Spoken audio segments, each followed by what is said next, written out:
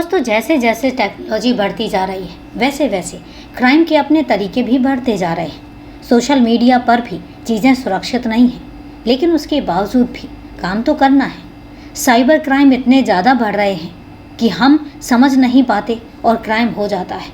और cyber crime ऐसा है जिस पर इन्वेस्टिगेशन बहुत बारीकी से होती है।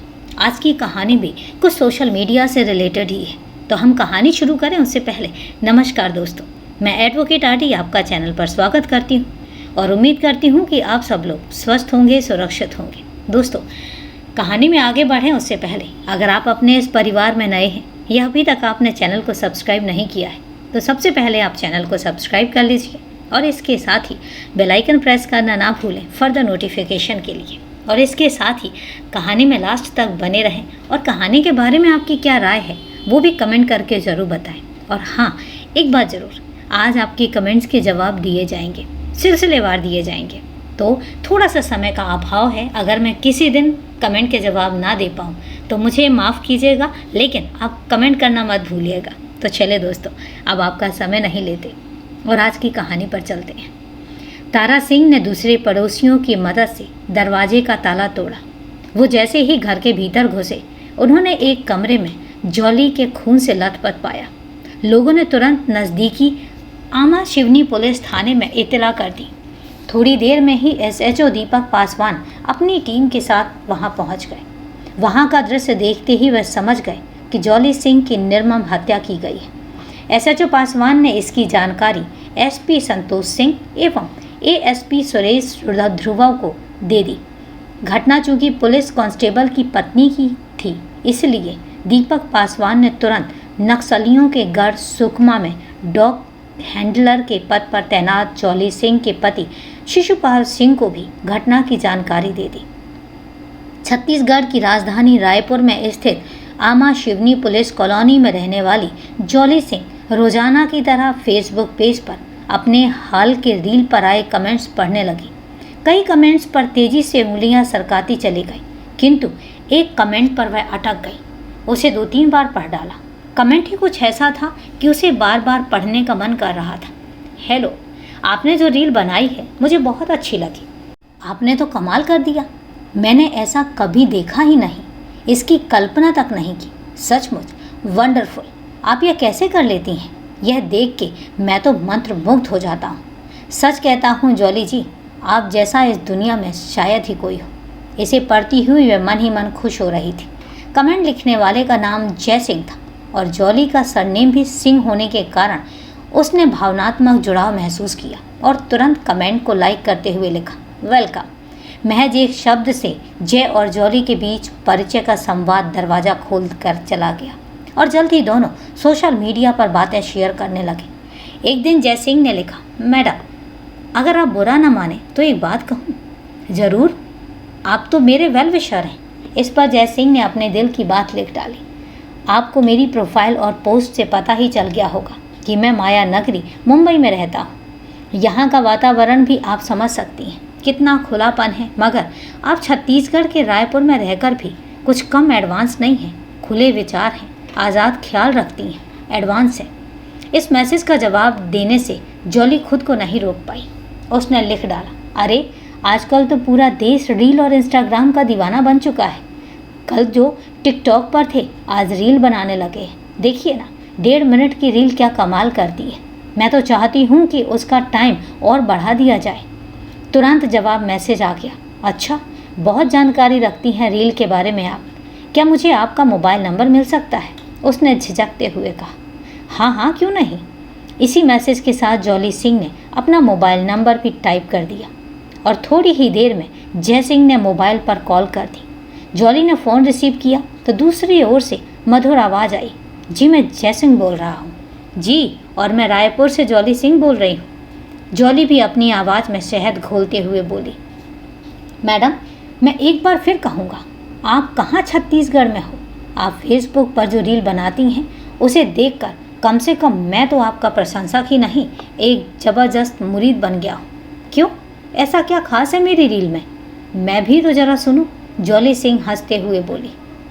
यह सुनते ही जय सिंह को एक सुखद एहसास हुआ। और अपनी भावना में तारीफ के शब्द खोलकर व्यक्त करते हुए कह दिया, आपका हाव भाव, चेहरा, प्रस्तुति सब कुछ अलग है, खास है। दुनिया में आप एकदम अलग हो। लाखों करोड़ों में भी आप जैसा कोई नज़र नहीं आता। अपनी इतनी प्रशंसा सुनकर जॉली गदगद हो गई। उसने कई बार कहा, जी शुक्रिया, धन्यवाद, थैंक्स। और फिर इस तरह से दोनों के बीच अक्सर बातें होने लगी। कभी जॉली को कभी जयसिंह में एक दो बार एक दूसरे को कॉल कर ही लिया करते थे। एक दिन जयसिंह ने जॉली को कॉल किया। शुरुआत अनौपचारिक बातों से हुई। इसी सिलसिले में उसने कहा, मैं आपसे मिलना चाहता हूँ, क्या मैं रायपुर आ सकता हूँ? आपसे मिलने मेरे लिए आपके पास समय होगा ना? जॉली ने तत्काल जवाब दिया, हाँ हाँ, क्यों नहीं, मैं आपका स्वागत करूँगी। कब आ रहे हैं? आप कहो तो मैं कल सुबह ही आ जाऊँ। भला कैसे इतनी जल्दी आ जाओगे? मैं मुंबई से रायपुर की पहली उड़ान से ही निकल जाऊँगा और सुबह सुबह आपके सामने हाजिर हो जाऊँगा। अच्छा ऐसा, इतनी जल्दी आ जाओगे? यह बहुत अच्छी बात है, आ ही जाइए, जॉली आश्चर्य से बोली और मिलने की अनुमति भी दे दी। और सचमुच दूसरे दिन दोपहर लगभग 12 बजे जयसिंह मुंबई से रायपुर फ्लाइट में पहुंच गया। उसने एयरपोर्ट से ही जॉली को फ़ोन किया, मैं रायपुर आ चुका हूँ। जॉली घबराई आवाज़ में बोली, मगर मैं बहुत चिंतित हूँ। हम कहाँ मिलेंगे? तुम्हें मैं बताना ही भूल गई कि मेरे पति पुलिस में हैं। क्या कहा? पुलिस में? यह पहले क्यों नहीं बताया? मैं रायपुर आता ही नहीं। जय को भी घबराहट होने लगी थी। इस पर जॉली हंस पड़ी, अरे घबराने की कोई बात नहीं है, वो यहाँ से बहुत दूर दूसरे शहर में नौकरी करते हैं और मैं घर पर अकेली होती हूँ। मगर सुनो, मैं चाहती हूँ कि तुम्हें जब कोई देखे और कुछ पूछे तब कहना कि मैं पार्सल लेकर आया हूँ, कोरियर का। यह सुनकर जयसिंह ने चैन की सांस ली और उसने कहा, ओके, मैं पहुँचता हूँ। थोड़ी देर में जय टैक्सी से जॉली से मिलने पुलिस कॉलोनी में ब्लॉक नंबर ए पहुँच गया। उसके सामने जॉली खड़ी थी। जयसिंह उसे देखते ही समझ गया था कि जॉली उस पर पूरी तरह कुर्बान है। उससे मिलने के जुनून में उसने जॉली को अपनी बाहों में भर लिया। जॉली ने भी कोई आपत्ति नहीं की। मंगलवार के दिन 5 मार्च 2024 की रात लगभग 9:30 बजे जॉली सिंह के पड़ोसी तारा सिंह ने देखा कि उसके घर के बाहर ताला लगा हुआ है। वह चकित हो गया, क्योंकि रात के समय ऐसा पहली बार था कि जॉली बिना बताए कहीं चली गई हो। आधे घंटे बाद तारा सिंह दोबारा बाहर आया। उस वक्त भी ताला लगा हुआ था। इसी दरमियान जॉली सिंह की ननद भावना का तारा सिंह के मोबाइल पर फ़ोन आया। भाभी को मैंने कई बार कॉल लगाया है, लेकिन वह फ़ोन नहीं उठा रही हैं। देखिए कहीं उनकी तबीयत तो खराब नहीं है कि क्या बात है? हाँ, मैंने भी गौर किया है और मैं खुद भी चिंतित हूँ। ऐसा पहले तो कभी नहीं हुआ और अभी भी बहू के घर का ताला लगा हुआ है। पता नहीं क्या बात है। वह कहीं भी जाती है तो बताती है, मगर इतनी रात में वह कहाँ गई होगी? घर में अभी भी ताला लगा हुआ है। तारा सिंह ने भावना को बताया। यह सुनकर भावना और ज़्यादा चिंतित हो गई और बोली, मैं कई दफ़ा कॉल लगा चुकी हूँ, लेकिन फ़ोन नहीं उठा रहा है कोई भी। पता कीजिए, ज़रूर कोई बात है और कुछ आशंका हो तो ताले को तोड़वा कर देखिए। भावना की इस तरह की आशंका जताने पर दरवाजे का ताला तोड़ा गया। तब कमरे में जॉली सिंह की लहूलुहान लाश मिली। सूचना मिलने पर पुलिस के आला अधिकारी भी मौके पर पहुंच चुके थे। रात को लगभग 2 बजे तक पुलिस की जांच चलती रही। पुलिस को वहां मुंबई फ्लाइट का एक टिकट मिला। खून से सने हुए कपड़े मिले। पास ही एक कैंची मिली जो धोई गई थी।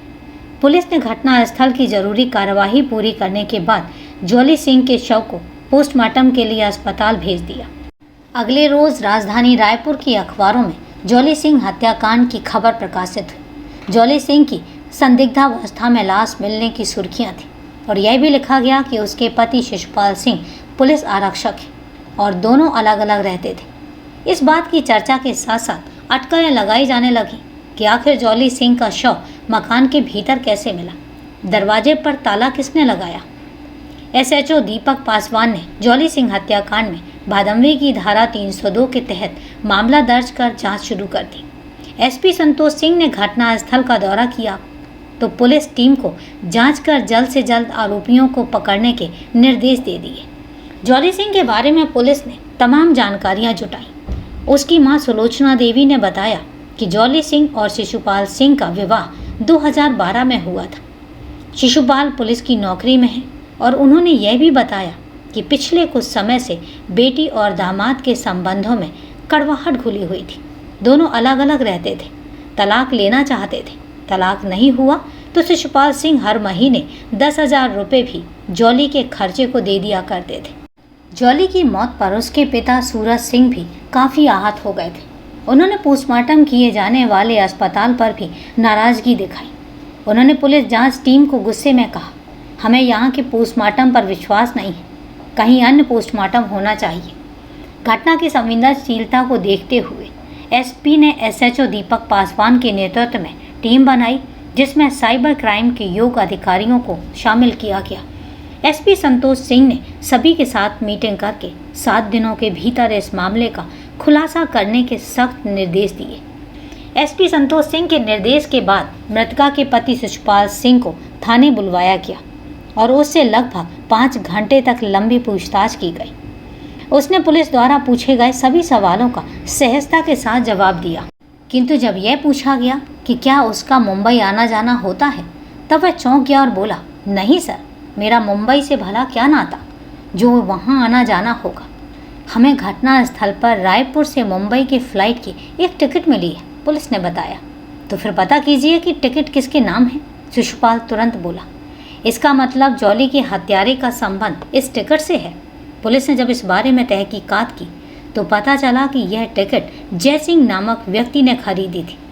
पुलिस को देर शाम एक व्यक्ति ने थाने में आकर एक मोबाइल फ़ोन जमा करवाते हुए कहा कि यह मोबाइल फ़ोन उसे टैक्सी स्टैंड के पास मिला है।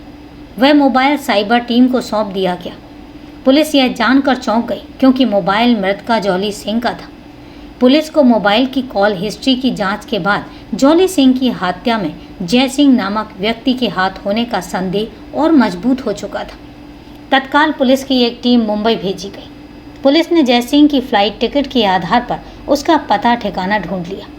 वहाँ उसके बारे में मालूम हुआ कि वह एक फैक्ट्री में काम करता है। फैक्ट्री में पता चला कि वह कई दिनों से अपने गांव गया हुआ है, लेकिन वापस नहीं आया। पुलिस टीम बैरंग रायपुर लौट आई। जय सिंह भदोही उत्तर प्रदेश का रहने वाला है। जिन दिनों छत्तीसगढ़ की पुलिस उसकी तलाश में मुंबई गई थी, उन दिनों वह अपने घर भदोही आया हुआ था। अपने घर जय सिंह कमरे में गहरी नींद में सोया हुआ था। तभी उसे किसी ने झंझोड़ कर जगाया। उसने आंखें खोली तो सामने कुछ अपरिचित लोगों को देखकर घबरा गया। हड़बड़ी और टूटी आवाज़ में बोला, क्या हुआ? क्या बात है जो मुझे इस तरह जगा दिया? कौन हैं आप लोग? मिस्टर जय सिंह, हम रायपुर से तुम्हें गिरफ्तार करने आए हैं, कहकर सादे कपड़ों में मौजूद पुलिस टीम ने जय सिंह को दबोच लिया और कहा, तुम पर रायपुर में एक हत्या का आरोप है और तुम्हारे खिलाफ हमें सारे सबूत मिल चुके हैं। इस पर घबराकर पलंग पर उठ बैठे जय सिंह ने कहा, मगर आप लोगों को मेरे घर का पता कैसे मिला? यह तुम्हें हम बाद में बताएंगे। पहले तुम यह बताओ कि तुमने जॉली सिंह को क्यों मारा? तुम्हारा उससे कब से परिचय था? यह सुनते ही जय सिंह समझ गया कि उसका खेल खत्म हो चुका है।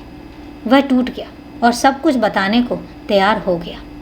टीम उसे रायपुर लेकर आई और उसने बगैर किसी लाभ लपेटे के अपनी करतूत की सारी कहानी उगल दी। उसने पुलिस को बताया कि उसने कोविड-19 के लॉकडाउन के दरमियान जॉली का टिकटॉक पर वीडियो देखा था। वह उसे लाइक करने लगा था।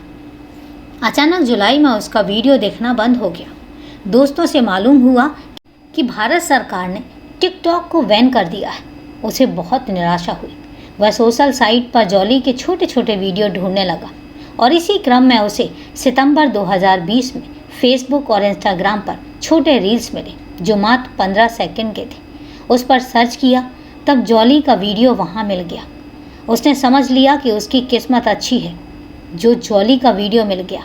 उसने उसे तुरंत फॉलो कर दिया। इस तरह जय सिंह पर एक बार फिर से जॉली की दीवानगी छा गई और वह उससे मोहब्बत कर बैठा। कोरोना का दौर खत्म होते ही वह जॉली से मिलने के लिए रायपुर जा थमका। वो छिपकर मिलते रहे और किसी को उनके प्रेम संबंध की भनक तक नहीं लगी। हालांकि जय सिंह विवाहित था, गांव में उसकी पत्नी बच्चों के साथ रहती थी और जॉली भी शादीशुदा थी, लेकिन पति शिशुपाल सिंह से विवाद होने के कारण अकेली रहती थी। फिर भी जॉली और जय के बीच में संबंध मधुर होते गए। जॉली से मिलने के लिए जय रायपुर 2 महीने अंतराल पर आने लगा। एक रोज जॉली ने उस पर विवाह करने का दबाव बनाया। इस पर जय ने इनकार कर दिया। उसने बताया कि उसकी पत्नी और 2 बच्चे हैं, इसलिए वह विवाह नहीं कर सकता। इस पर वह नाराज हो गई और जय को जेल भेजने की धमकी देने लगी। जब जय 5 मार्च 2024 को उसके घर मिलने पहुंचा, तब जॉली गले लगते ही उससे विवाह करने की जिद कर बैठी, जिससे उसका मूड खराब हो गया। जॉली की जिद और बर्ताव को देखकर वह बौखला उठा, गुस्से में आ गया और दूसरी तरफ जॉली भी आपे से बाहर आ गई। दोनों के बीच तू मैमे के साथ गाली गलौज तक होने लगी। जय ने भी उसे गाली दी और धक्का दे दिया। वह गिर गई और माथे पर चोट आ गई और खून निकलने लगा। तभी जय को ख्याल आया कि क्यों ना इसका काम तमाम ही कर दिया जाए, रोज़ रोज़ की ब्लैकमेलिंग से छुटकारा मिल जाएगा। पास ही रखी एक कैंची उठाकर उसने उस पर ताबड़तोड़ वार करना शुरू कर दिया। जॉली बेजान हो गई और इसके बाद जय ने उसके शव को घसीटकर दूसरे कमरे में पहुंचा दिया। खून से सनी कैंची को पानी से धोया और वहां बैठकर बहुत देर तक रोता रहा। कुछ समय बाद जय वहां से बाहर निकला। उसने निकलते समय दरवाजे का ताला लगा दिया। जॉली का मोबाइल भी अपने साथ रख लिया, मगर वह हड़बड़ी में कहीं गिर चुका था। इसका उसको पता ही नहीं चला। फ्लाइट की टिकट भी नहीं मिली और वह भी कहीं गिर चुकी थी। जयसिंह द्वारा हत्या का अपराध कबूल करने के बाद अमा शिवनी पुलिस ने आगे की कार्रवाई करते हुए उसे मुख्य न्यायाधीश दंडाधिकारी रायपुर के समक्ष पेश किया और जहां से उसे जिला जेल भेज दिया। तो दोस्तों, ये है एक दिल दहला देने वाली कहानी, फिर एक नाजायज़ संबंधों के चलते कत्ल की कहानी। तो दोस्तों, कहानी को लास्ट तक सुनने के लिए आपका तहे दिल से धन्यवाद। और अब सिलसिला शुरू होता है आपके कमेंट्स और मेरे जवाब का। तो मेरे पास जो सबसे पहले कमेंट आया है वो है एज यूजुअल सुषमा साहा जी का, और उन्होंने लिखा है कि नाजायज़ संबंध बनाने से बेहतर यह है कि डाइवोर्स ले लो और उसके बाद फिर अगले इंसान से आप रिलेशन मेंटेन कीजिए। तो बहुत सही है सुषमा जी, और आप बिल्कुल सही कह रही हैं कि नाजायज़ संबंध तो बनाने से बेटर यही है कि आप डाइवोर्स लें और उसके बाद अगले रिलेशन पर ध्यान दें, क्योंकि नाजायज़ संबंध जब बनते हैं तो उसका जो रिज़ल्ट होता है वो हमेशा बहुत ही घातक होता है। Thank you Sushma ji valuable comment के लिए, और आपका ओपिनियन मुझे सच में बहुत अच्छा लगा। Thank you very much. इसके साथ ही मेरे पास अगला जो कमेंट आया है वो है आदित्य कुशवाहा जी का, और आदित्य कुशवाहा जी ने लिखा है कि कत्ल करने का जो तरीका था वो बेहद ही कैजुअल था। तो आदित्य जी, कत्ल हुआ है ये ही बहुत बड़ी बात है और यही बहुत डरावनी बात है। अब तरीके तो क्या हैं कुछ मत कहिए, लेकिन ये बहुत बड़ी हकीकत है कि कत्ल करना ही बहुत हॉरिबल होता है, seriously. Thank you very much for commenting me. और इसके साथ ही अगला कमेंट आया है सनी भंडारी जी का, और सनी भंडारी जी ने लिखा है कि ऐसे रिश्ते का अंत इसी तरीके से होता है। तो ये सही है कि नाजायज़ संबंध हों या फिर नाजायज़ तरीके से बनाए हुए रिश्ते हों, इनका जो रिज़ल्ट होता है, इनका जो लास्ट होता है वो बहुत ही डेंजरस होता है, जैसा कि आज की कहानी में हुआ। तो दोस्तों, आज के कमेंट्स यहीं तक। बाकी के जो कमेंट्स हैं उनके जवाब मैं कल के वीडियो में दूंगी। तो आज के लिए इतना ही। मिलते हैं फिर कल एक नई क्राइम की कहानी में। तब तक के लिए सेफ रहें, सुरक्षित रहें और अपना ध्यान रखें। जय हिंद दोस्तों, जय भारत।